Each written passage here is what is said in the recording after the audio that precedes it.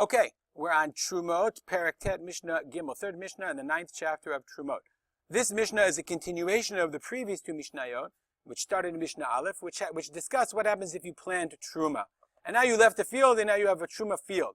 So what is the ramifications? And as we've discussed before, what we learned is that the field has a din of Terumah de Rabbanan. It's not Terumah de Oraita, which means it has the halachic properties of Terumah, meaning only a Kohen can eat it.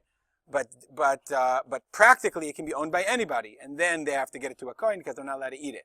So we learned in the last Mishnah that this produce, even though it's Terumah produce, it has leket, shikapeh, belongs to the aniyim. Now we're going to learn the continuation. This Terumah is chayevet b'ma'asrot, u'b'ma'aser ani. Okay, it's chayev in ma'asrot and ma'aser ani, and the Bartanur immediately says ma'aser rishon v'sheni v'hu adin b'Terumah. It's chayev in all these things. You have to. It belongs to the Kohen, but you still have to take off Terumah. Interestingly enough. Okay, meaning it's only Terumah de Rabbanan, as we've said a number of times. Okay, so you have to give off ma'aser to the Levi, and you have to give ma'aser ani, and you have to take ma'aser sheni, and the ma'aser sheni it has to be given to a Kohen. You could sell it to a Kohen who then has to eat it in Yerushalayim. I wonder what the market for Terumah or the guys that go to Yerushalayim is. Probably not a lot. Same thing about ma'aser ani. You give it to the ani. Remember, ma'aser sheni was the first, second, fourth, and fifth years, and the ma'aser ani, the ma'aser that goes to the ani, is third and sixth year. So what do? You give it to the ani. V'ani Yisrael, v'ani kohanim notlim. Whether you're a Yisrael or a Kohen, you take ma'aser ani. V'ani Yisrael mochrim et shelahem lekohanim b'demei Terumah, and the Yisrael, poor people, they sell their stuff to the Kohanim b'demei Terumah, the value of Terumah, v'adamim shalem, and they can keep the money, just like we said that they should do with leket, shikha, and peyah in the last Mishnah, in Mishnah Bet. We're going to continue. Okay?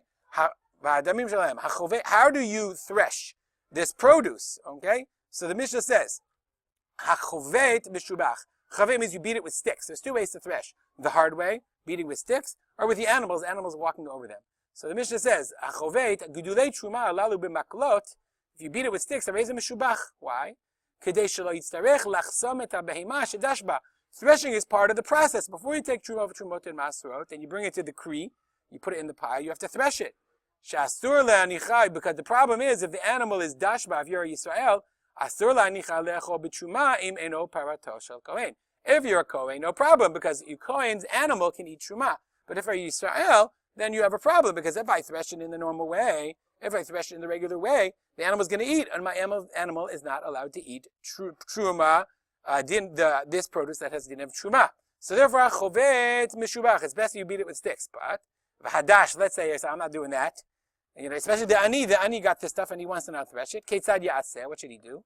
Tolek kfifot b'tzabarei behima. He plants kfifot, baskets, on the neck of the animal. V'noten letocha me'ota amin. So let's say I'm doing wheat. So therefore, I put a basket on my animal's neck and I put in it a feed basket of me'ota amin, from the same species that I'm threshing. And the animal's eating. Nimtza, because what is the problem? The problem is there's an isur of lo tachsom shor b'disho. You're not allowed to muzzle an animal when you're threshing. So therefore, if I put a feed bag on him, nimtza lo zo me'emet behima, I'm neither stopping, I'm not muzzling the animal, v'lo ma'achilet Terumah, nor am I feeding him Terumah. So therefore, klomar eno choseim v'notem zemim letoch piyah.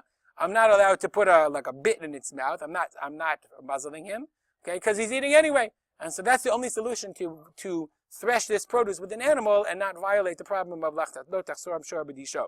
So as we see here, a person who plants Terumah and he leaves it, if it's shogeg, or even if he does it b'mezid and he's not allowed to uproot it, it causes a whole host of problems. Chazal designated that you can't eat it. You have to give it to. You can sell it. They're only to make Terumah.